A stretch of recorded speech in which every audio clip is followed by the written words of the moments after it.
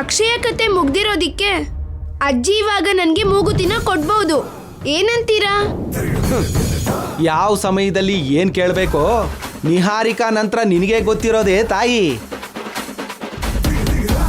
ನನ್ನ ಮಗಳು ಕೇಳಿದ್ರಲ್ಲಿ ತಪ್ಪೇನಿದೆ? ಪ್ರತಿಯೊಂದಕ್ಕೂ ಪಾಯಿಂಟ್ ಔಟ್ ಮಾಡ್ತೀಯಲ್ಲ.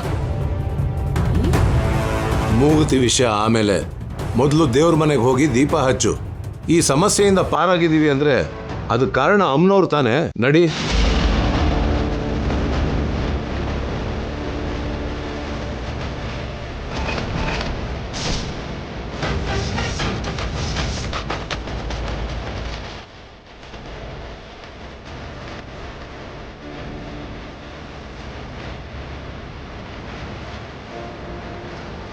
ಏನು ಯೋಚನೆ ಮಾಡ್ತಿದ್ಯಮ್ಮ? ಬಾರ. ಇದಕ್ಕೂ ಮುಂಚೆ ಬೆಂಕಿ ಬಂತಲ್ಲ, ಈಗ ಹೇಗೆ ಹೋಗೋದು? ಅಮ್ಮನವ್ರಿಗೆ ನಿನ್ನ ಮೇಲಿರೋ ಕೋಪ ಕಡಿಮೆ ಆಗಿರುತ್ತೆ. ಹೋಗೋಣ ಬಾ. ಇವ್ ಒಳಗಡೆ ಕಾಲಿಟ್ರೇನೆ ಅಲ್ವಾ ನಮಗೆ ಮೂಗುತಿ ಸಿಗೋದು? ಎಲ್ಲ ದಿನನೂ ಒಂದೇ ಥರ ಇರತ್ತಾ ಅತ್ತೆ? ನಡೀರಿ, ಧೈರ್ಯವಾಗಿ ಮುಂದೆ ಹೆಜ್ಜೆ ಇಡಿ. ನಡೀವೇದ.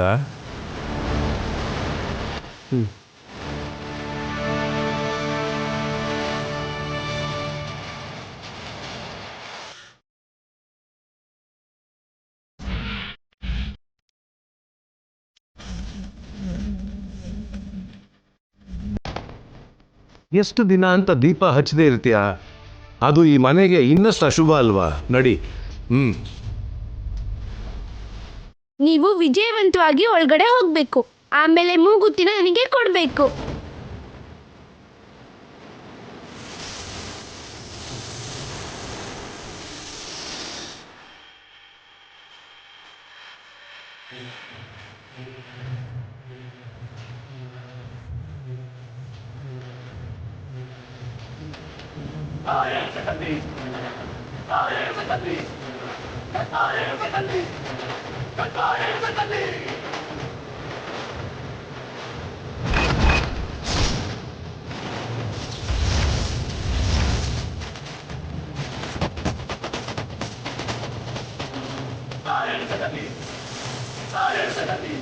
ಮತ್ತೆ ಬೆಂಕಿ ಬರ್ತಿದೆ ರೀ. ನಾನೇನು ಅಪಚಾರ ಮಾಡಿದ್ದೀನೋ ಅರ್ಥ ಆಗ್ತಿಲ್ಲ. ಸಿದ್ದೇಶ್ವರ ಸ್ವಾಮಿನ ಕೇಳಿ ತಿಳ್ಕೊಳ್ಳೋಣ ಅಂದ್ರೆ ಅವ್ರು ಲೈನ್ಗೆ ಸಿಗ್ತಾ ಇಲ್ಲ. ಪುಣ್ಯಕ್ಷೇತ್ರ ದರ್ಶನಕ್ಕೆ ಹೋಗಿದ್ದಾರೆ. ಸದ್ಯದಲ್ಲೇ ಈ ಸಮಸ್ಯೆಗೆ ಪರಿಹಾರ ಹುಡುಕ್ಬೇಕು. ಶೌರ್ಯಗೆ ಮೂಗುತಿ ಕೊಡ್ಬೇಕು ಅನ್ಕೊಂಡ್ರೆ ಒಳಗಡೆ ಕಾಲಿಡೋಕೆ ಆಗ್ತಿಲ್ಲ. ಇವಾಗಾದ್ರೂ ಅರ್ಥ ಮಾಡ್ಕೊಳ್ಳಿ ಅತ್ತೆಯವ್ರೆ, ಅಕ್ಷಯನ ಮನೆಯಿಂದ ಹೊರಗಡೆ ಹಾಕಿರೋದಕ್ಕೆ ಹೀಗೆ ನಡೀತಾ ಇರೋದು. ಬಾಯಿ ಮುಚ್ಚು. ಯಾಕೆ ಪ್ರತಿ ಸಲ ಅಕ್ಷಯ ಅಕ್ಷಯ ಅಂತ ಜಪ ಮಾಡ್ತಾ ಇರ್ತೀಯ? ಪ್ರತಿಯೊಂದಕ್ಕೂ ಅವಳ ಜೊತೆ ಸಂಬಂಧ ಕಟ್ತಾ ಇರ್ತೀಯ. ನಿನ್ನ ಮಿತಿಲಿ ನೀನಿರು. ಅವಳನ್ನು ಹೊರಗಡೆ ಕಳ್ಸಿದ್ದಕ್ಕೆ ಹೀಗೆ ನಡೀತಿಲ್ಲ. ಇನ್ನೇನೋ ಕಾರಣ ಇದೆ. ಇದಕ್ಕೆ ಪರಿಹಾರನ ಸ್ವಾಮೀಜಿನೇ ತಿಳಿಸ್ತಾರೆ. ನೀನು ಕೂಡ ದೇವ್ರ ಮನೆಗೆ ಹೋಗೋಕ್ಕಾಗದೇ ಇದ್ಮೇಲೆ ದೇವ್ರ ದೀಪ ಯಾರು ಹಚ್ತಾರೆ? ಪ್ರಸಾದನ ಯಾರು ಮಾಡ್ತಾರೆ? ಅರೆ, ನೈವೇದ್ಯ ಯಾರು ಇಡ್ತಾರೆ?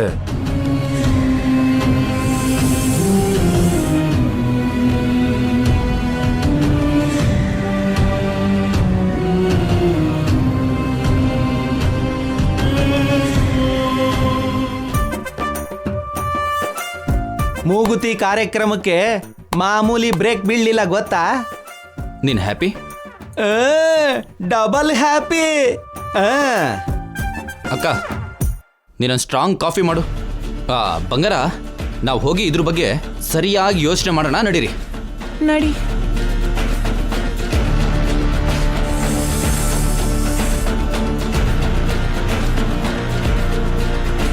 ಆ ಅಕ್ಷಯ ಈ ಮನೇಲಿ ಇದ್ಬಿಡೋಣ ಅನ್ಕೊಂಡ್ಲು.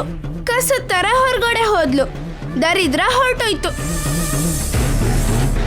ಅವಳು ಅಲ್ಲಿಂದನೇ ಶಾಶ್ವತವಾಗಿ ಮೇಲ್ ಹೋಗ್ಬೇಕು. ವಾಪಸ್ ಬರಲೇಬಾರ್ದು. ಸಮಾಧಿ ಆಗೋಗ್ಬೇಕು. ಮೂಗುತಿ ಸದ್ಯಕ್ಕೆ ದೇವ್ರ ಮನೇಲಿ ಇರೋದಕ್ಕೆ ಅದು ಸೇಫ್ ಆಗೇ ಇರುತ್ತೆ. ಅಮ್ಮ ಅದನ್ನು ಕೊಟ್ಟರು ಕೊಡ್ಲಿಲ್ಲ ಅಂದ್ರು ಯಾವುದೋ ಒಂದು ರೀತಿಯಲ್ಲಿ ಹೊರಗಡೆ ಬರೋ ಹಾಗೆ ಮಾಡೋಣ.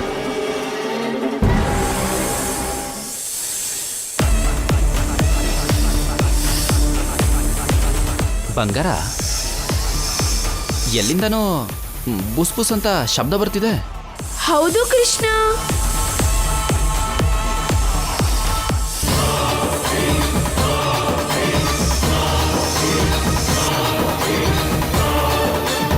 ಅಯ್ಯೋ ಹಾವು ಕೃಷ್ಣ. ಅಯ್ಯೋ ದೇವ್ರೆ, ಅಕ್ಷಯನ್ ಬಗ್ಗೆ ನಾವು ಕೆಟ್ಟದಾಗ ಮಾತಾಡಿದ್ರು ಕೂಡ ಈ ಹಾವು ನಮ್ಮನ್ನ ಸುಮ್ಮನೆ ಬಿಡ್ತಿಲ್ಲ.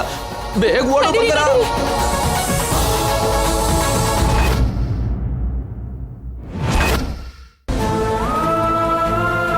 ನನ್ನ ಬಗ್ಗೆ ಯೋಚನೆ ಮಾಡಿ ಆ ರೀತಿ ದೂರ ಹೋಗಿದ್ದಾಳೆ. ಅದಕ್ಕೆ ನೀನು ಕೂಡ ಅಕ್ಷಯ ಫೋಟೋನ ಎಲ್ಲಾರ್ಗೂ ಕಳಿಸಿ ಎನ್ಕ್ವೈರಿ ಮಾಡಿಸು ಶ್ರವಂತಿ.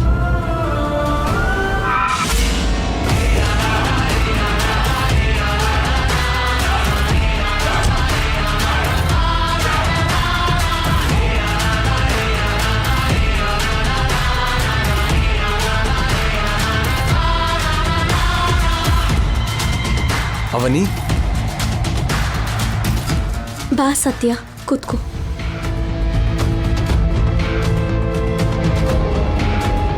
ಅಕ್ಷಯ್ ಎಲ್ಲೋ ಹೋಗಿದ್ದಾಳೆ ಅಂತ ಗೊತ್ತಾಯ್ತು. 4 ದಿಕ್ಕಲ್ಲೂ ನನ್ಗೆ ಗೊತ್ತಿರೋರಿದ್ದಾರೆ. ಅಕ್ಷಯ ಫೋಟೋ ಕಳಿಸಿ ನನ್ನ ಪ್ರಯತ್ನ ನಾನು ಮಾಡ್ತೀನಿ. ಯಾರು ನಿನ್ನನ್ನು ದೂರ ಇಟ್ಟರು ಒಬ್ಬ ಫ್ರೆಂಡ್ ಆಗಿ ನಾನು ನಿನ್ನ ಜೊತೆಗಿರ್ತೀನಿ. ಯಾಕೆ ಅಂದರೆ ನಿನ್ನ ನೋವು ನಂಗೆ ನೋಡೋಕ್ಕಾಗ್ತಾ ಇಲ್ಲ. ನಿನ್ನ ಕಷ್ಟನ ನನ್ನ ಕಷ್ಟ ಆಗಿ ತಗೋತೀನಿ. ಯಾರಾದರೂ ಕರ್ಕೊಂಡು ಹೋದ್ರೆ, ತನಗೆ ತಾನೇ ತಪ್ಪು ಹೋದ್ರೆ ನಾವು ಬೇಗ ಹುಡುಕ್ಬೋದು. ಅಕ್ಷಯ ಮಾತ್ರ ಆ 2 ರೀತಿಲಲ್ದೇನೆ ನನಗೆ ಯಾವುದೇ ಸಮಸ್ಯೆ ಬರಬಾರ್ದು ಅಂತ ಹೊರಟೋಗಿದ್ದಾಳೆ. ಚಿಕ್ಕ ವಯಸ್ಸಲ್ಲೇನೆ ನಿನ್ನ ಬಗ್ಗೆ ತುಂಬ ಯೋಚನೆ ಮಾಡಿದ್ದಾಳೆ ಅವಳು. ಅವನಿ,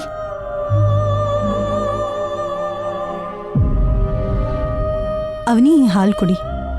ಏನು ಬೇಡ ಅಕ್ಕ. ಅಕ್ಷಯ ಹೊರಟೋದಾಗಿಂದ ಇದೇ ರೀತಿನೇ ಇದ್ದಾಳೆ. ಊಟನೂ ಮಾಡ್ತಿಲ್ಲ, ಕನಿಷ್ಠ ಹಾಲು ಕೂಡ ಕುಡಿತಿಲ್ಲ. ಏನು ಕೂಡ ಸೇರ್ತಿಲ್ಲ ಅಕ್ಕ. ಹಸಿವು ದಾಹ ಅಂತ ಆಲೋಚನೆಗಳು ಹೊರಟೋಗಿದೆ. ಅಕ್ಷಯ ಅನ್ನೋ ಆಲೋಚನೆ ಬಿಟ್ಟು ಏನಾದ್ರೂ ಹೇಳಿದ್ರೆ ನೋಡು, ಈ ರೀತಿಯಲ್ಲಿ ಮಾತಾಡ್ತಾಳೆ ಸತ್ಯ. ಇಲ್ಲಿ ಕೊಡಿ. ಅವನಿ, ಅಕ್ಷಯನ ಹುಡುಕ್ಬೇಕು ಅಂದ್ರೆ ನೀನು ಆಯಾಸ ಮಾಡ್ಕೊಳಕ್ ಹೋಗ್ಬಾರ್ದು. ಪೇಪರ್ ಆ್ಯಡ್, ಟಿವಿ ಆ್ಯಡ್ ಕೊಡೋಣ, ಹೇಗಾದ್ರೂ ಮಾಡಿ ಅವಳನ್ನ ಹುಡ್ಕೋಣ. ನೀನು ನಿರಾಹಾರ ದೀಕ್ಷೆ ಮಾಡಿದ್ರೆ ಮಾತ್ರ ಸಿಗ್ತಾಳೆ ಏನು? ನನ್ನ ಮಾತನ್ನ ಇಲ್ಲ ಅಂದೇನೆ ಮೊದಲು ಈ ಹಾಲು ಕುಡಿ. ಪ್ಲೀಸ್ ಸತ್ಯ, ಪ್ಲೀಸ್. ಉಪವಾಸ ಇದ್ರೆ ಮಗಳು ಬರ್ತಾಳ. ಹಾಗೆ ನಡೆಯುತ್ತೆ ಅಂದ್ರೆ ಹೇಳು. ನಿನ್ನ ಜೊತೆಗೆ ನಾನು, ನಿಮ್ಮ ಅಕ್ಕ ಕೂಡ ಉಪವಾಸ ಇರ್ತೀವಿ.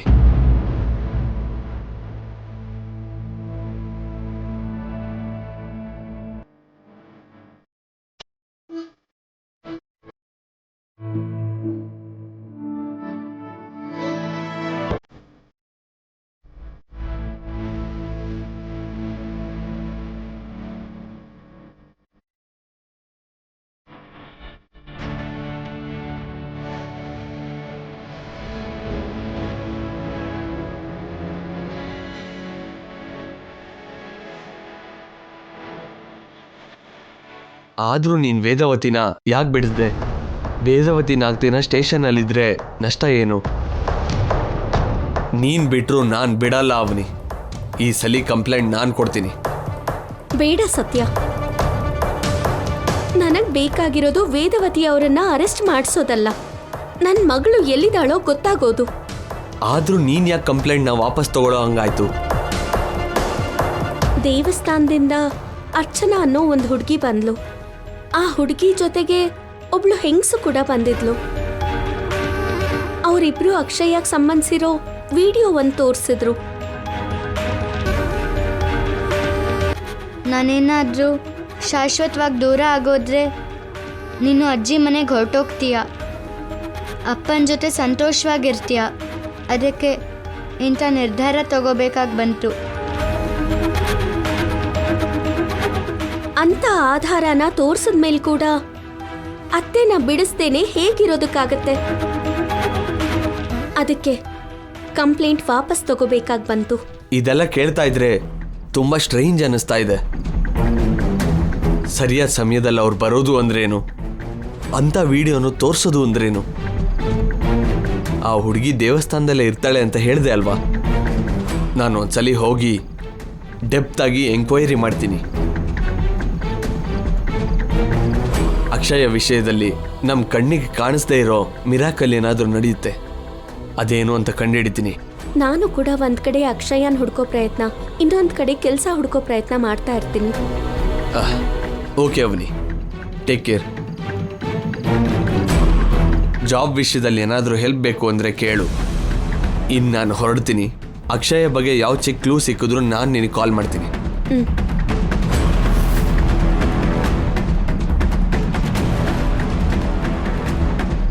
ಸತ್ಯ, ಒಂದು ನಿಮಿಷ. ಏನ್ರಿ? ಒಂದು ಮುಖ್ಯವಾದ ವಿಷಯ ಮಾತಾಡಬೇಕಿತ್ತು. ಮಾತಾಡಿ. ಒಬ್ಬ ಫ್ರೆಂಡ್ ಆಗಿ ನೀನು ಅವನಿ ವಿಷಯದಲ್ಲಿ ಎಲ್ಲ ರೀತಿಯಲ್ಲಿ ಸಹಾಯ ಮಾಡ್ತಿದೀಯಾ, ಅದಕ್ಕೆ ಸಂತೋಷ ಆಗ್ತಿದೆ.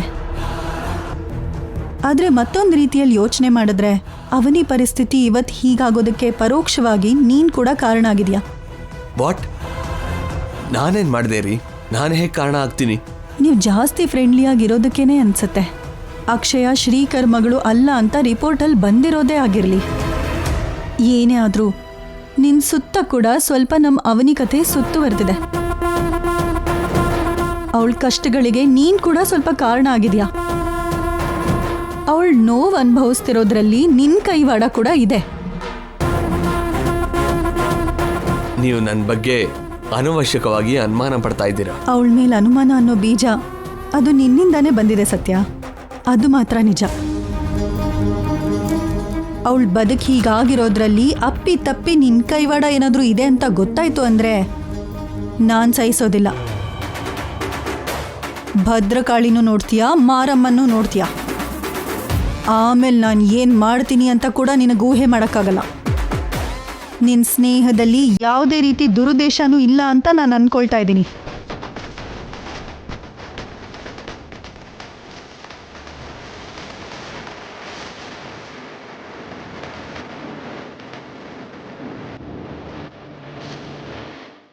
DNA ರಿಪೋರ್ಟ್ಸ್ ಬದಲಾಯಿಸಿದ ನಾನೇ ಅಂತ ಗೊತ್ತಾದರೆ ಸುಜಾತ ಕೈಯಲ್ಲಿ ಅಂತ್ಯ ಆಗೋಗುತ್ತೆ. ಸಾಧ್ಯ ಆದಷ್ಟು ಬೇಗ ಅವನಿ ಮನಸ್ಸನ್ನ ಬದಲಾಯಿಸಿ ಅವನಿನ ಮದುವೆ ಮಾಡ್ಕೋಬೇಕು.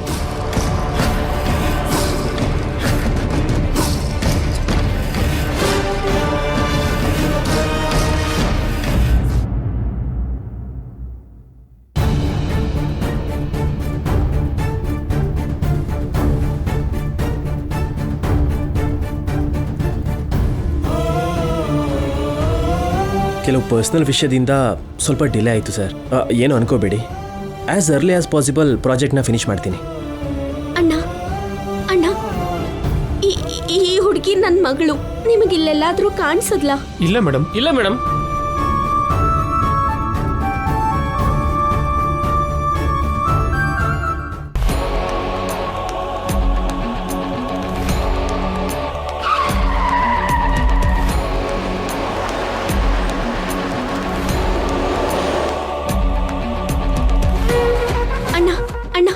ಈ ಹುಡುಗಿನ ಎಲ್ಲಾದ್ರೂ ನೋಡಿದ್ರ?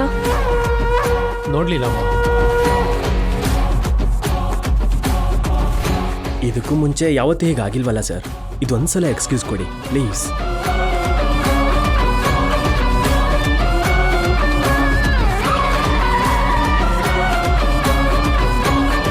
ಅಣ್ಣ, ಈ ಹುಡುಗಿನ ಎಲ್ಲಾದ್ರೂ ನೋಡಿದ್ರ? ನೆನ್ನೆಯಿಂದ ಕಾಣಿಸ್ತಾ ಇಲ್ಲ. ಇಲ್ಲಮ್ಮ, ನೋಡಿಲ್ಲ.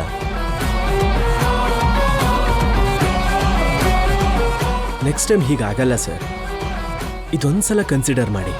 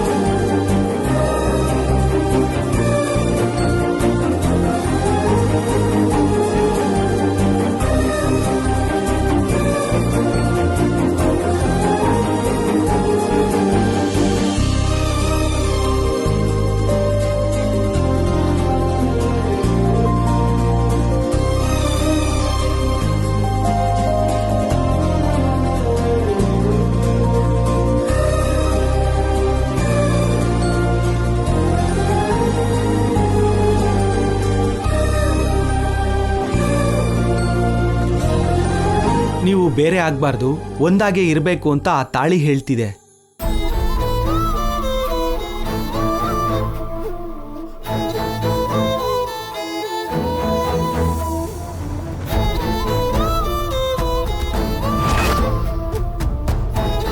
ಈಗ ನನ್ನ ಪ್ರಾಣನ ಕಾಪಾಡೋಕೆ ನನಗೆ ಜನ್ಮ ಕೊಟ್ಟಿರೋ ಅಮ್ಮನಿಂದ ಕೂಡ ಆಗಲ್ಲ. ಈ ತಾಳಿನ ಕಟ್ಕೊಂಡಿರೋ ನಿನ್ನಿಂದ ಮಾತ್ರನೇ ಆಗತ್ತೆ. ನಾನು ಕಟ್ಟಿರೋ 3 ಗಂಟು 3 ಸರಿ ನಿನ್ನ ಹತ್ರ ನನ್ನ ಪ್ರಾಣನ ಕಾಪಾಡಿಸಿದೆ. ಥ್ಯಾಂಕ್ಸ್. ರೋಡ್ ಮೇಲೆ ಇರ್ಬೇಕಾದ್ರೆ ಸ್ವಲ್ಪ ಹಿಂದೆ ಮುಂದೆ ನೋಡ್ಕೋಬೇಕಲ್ವಾ? ಅಷ್ಟು ಜ್ಞಾನ ಇಲ್ಲದೆ ಇದ್ರೆ ಹೇಗೆ? ಜೀವನಕ್ಕೆ ಸಂಬಂಧಪಟ್ಟ ನಿರ್ಧಾರನ ಯೋಚನೆ ಮಾಡ್ದೇನೆ ತಗೋತಾ ಇದ್ದೀರಾ. ಕಡೆ ಪಕ್ಷ ರೋಡ್ ಮೇಲೆ ಓಡಾಡ್ಬೇಕಾದ್ರೆ ಗಮನ ಇಟ್ಟು ಓಡಾಡಿ. ಅಕ್ಷಯ ಸಿಕ್ಕದ್ಲಾ? ಅಕ್ಷಯ ಅಂತ ಒಂದ್ಸಲ, ನಿನ್ ಮಗಳು ಅಂತ ಒಂದ್ಸಲ, ನಿನ್ ಪಾಪು ಅಂತ ಒಂದ್ಸಲ ಹೇಳ್ತಾ ಇದೆಯೇ ಹೊರತು ನಮ್ ಮಗಳು ಅಂತ ಒಂದ್ಸಲನೂ ಹೇಳ್ತಿಲ್ವಲ್ಲ ಬಾವ. ಮನ್ಸ್ನಲ್ಲಿ ಒಪ್ಕೊಳಕ್ಕಾಗ್ತಾ ಇಲ್ಲ. ಮನ್ಸಲ್ಲಿ ಏನೋ ಇರ್ಬೇಕಾದ್ರೆ ಅಕ್ಷಯ ಹುಟ್ಟು ಹಬ್ಬದ ದಿನ ನಮ್ಮಿಬ್ರನ್ನು ನಿಮ್ಮನೆಗೆ ಕರ್ಕೊಂಡು ಹೋಗೋದಕ್ಕೆ ಹೇಗ್ ಸಿದ್ಧ ಆಗಿದ್ದೆ? ನನ್ ಮಗಳು ದೂರ ಆಗೋದಕ್ಕೆ ನೀವೆಲ್ರೂ ಕಾರಣ ಆಗಿದ್ದೀರಾ. ತಾಯಿ ಮಗಳನ್ನ ದೂರ ಮಾಡಿದ ಪಾಪ ನಿಮ್ದೇ ಆಗತ್ತೆ. ಆ ನೋವು ಹೇಗಿರತ್ತೆ ನಿಮಗ್ ಗೊತ್ತಿಲ್ಲ.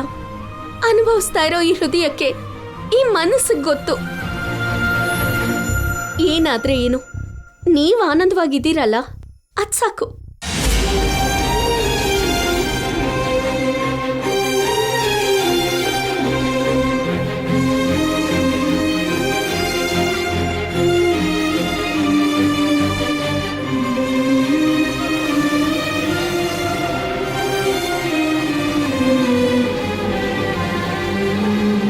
ಜೀವನದ ಬಗ್ಗೆ ಎಷ್ಟೋ ಕನಸು ಕಂಡ ನಾನು ಕೊನೆಗೆ ಇಂಥ ಪರಿಸ್ಥಿತಿಲಿ ಸಿಕ್ಕಾಕೋತೀನಿ ಅಂತ ಅನ್ಕೊಂಡೇ ಇರಲಿಲ್ಲ.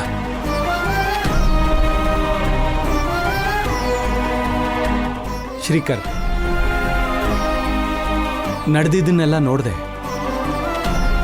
ಇರೋದನ್ನ ಇದ್ದ ಹಾಗೆ ಮಾತಾಡಬೇಕು ಅಂದ್ರೆ ಅವನಿ ಸ್ಥಾನದಲ್ಲಿ ಇನ್ಯಾರೇ ಇದ್ರು ಅವನಿ ಹಾಗೆ ಪ್ರಾಣನ ಪಣಕ್ಕಿಟ್ಟು ಗಂಡನ ಕಾಪಾಡ್ಕೊಳ್ಳಲ್ಲ. ಸಮಾಜಕ್ಕೆ ಏನಾಗಿದೆಯೋ, ಕೆಲವು ಹೆಣ್ಣು ಮಕ್ಕಳಿಗೆ ಯಾಕೆ ಕೆಟ್ಟ ಯೋಚನೆಗಳು ಹುಟ್ಟುತ್ತಿದೆಯೋ ಗೊತ್ತಿಲ್ಲ, ಆದರೆ ಗಂಡನ್ನ ದೂರ ಮಾಡ್ಕೋತಿದ್ದಾರೆ. ಅವನಿ ಅಂತ ಹೆಂಡತಿ ಸಿಗೋದು ನಿನ್ನ ಜನ್ಮ ಜನ್ಮದ ಅದೃಷ್ಟ. ಅವನಿನ ನೀನ್ ಬೇಡ ಅನ್ಕೊಂಡೆ, ನಿನ್ನ ಕುಟುಂಬ ಬೇಡ ಅನ್ಕೊಳ್ತು. ಆದ್ರೂ ಸರಿ, ಕತ್ತಲ್ಲಿರೋ ತಾಳಿನ ಕಿತ್ತು ಬಿಸಾಕ್ದೇನೆ ಇನ್ನೂ ಇಟ್ಕೊಂಡಿದ್ದಾಳೆ. ಆ ತಾಳಿ ಬಗ್ಗೆ ಒಂದು ಸಮಯದಲ್ಲಿ ಎಲ್ರು ಕೆಟ್ಟದಾಗಿ ಮಾತಾಡಿದಾಗ ಎಷ್ಟು ಹೋರಾಡಿದ್ಲು ಅದನ್ನ ಮರ್ತ್ಯಾ? ನಿನ್ನ ಪ್ರಾಣ ನಿನ್ನ ಹತ್ರ ಇಲ್ಲ, ಅವನಿ ಹತ್ರ ಇದೆ. ನಿನ್ನ ಆಯಸ್ಸು ನಿನ್ನ ಹತ್ರ ಇಲ್ಲ, ಅವನಿ ಹತ್ರ ಇದೆ. ಯಮಧರ್ಮರಾಜ ಬಂದು ನಿನ್ನ ಪ್ರಾಣನ ತಗೊಂಡು ಹೋಗ್ಬೇಕು ಅಂತ ನೋಡಿದ್ರೆ ಅವನಿ ಅಡ್ಡಿಪಡಿಸ್ತಾಳೆ. ಸತಿ ಸಾವಿತ್ರಿ ಹಾಗೆ ಬದಲಾಗ್ತಾಳೆ. ನೀನ್ ದೂರ ಆದೆ, ಅಕ್ಷಯ ದೂರ ಆದ್ಲು, ಅವಳು ಒಂಟಿಯಾಗೋದ್ಲು. ಈಗ ಅವನಿನ ನಿನ್ನ ಹತ್ರಕ್ಕೆ ಕರೆಸ್ಕೊಳ್ಳೋದಕ್ಕೆ ನಿನಗೆ ಪ್ರಾಬ್ಲಮ್ ಏನು? ನೀವು ಒಟ್ಟಿಗೆ ಇರೋದಕ್ಕೆ ಯಾರು ಅಡ್ಡಿಪಡಿಸ್ತಿದ್ದಾರೆ?